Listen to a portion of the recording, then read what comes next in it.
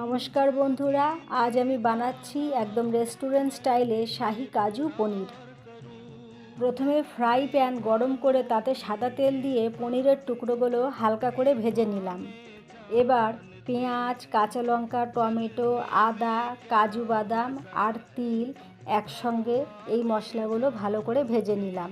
এখন আমি এই ভাজা মশলাগুলো মিক্সিতে পেস্ট করে নিলাম। ফ্রাই প্যানে আবারও তেল দিয়ে গোটা গরম মশলা আর সাদা জিরে ফোড়ন দিলাম। এরপর বানিয়ে রাখা পেস্ট মশলাটা দিয়ে দিলাম আর সাথে লবণ দিয়ে ভালো করে মশলা কষিয়ে নিলাম। বড় চামচের 2 চামচ টক দই ভালো করে ফেটিয়ে নিয়ে এই মশলার সঙ্গে মিশিয়ে নিলাম। টেস্টের ব্যালেন্স করার জন্য দিলাম অল্প চিনি। ভালো করে কষিয়ে নিলাম আর কষাবার সময় একটু কসুরি মেথি দিলাম আর এই পর্যায়ে জল দিলাম।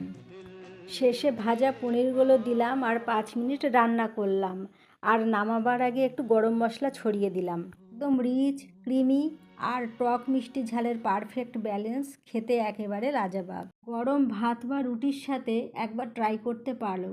ভালো লাগলে লাইক ও শেয়ার করতে ভুলো না। ধন্যবাদ।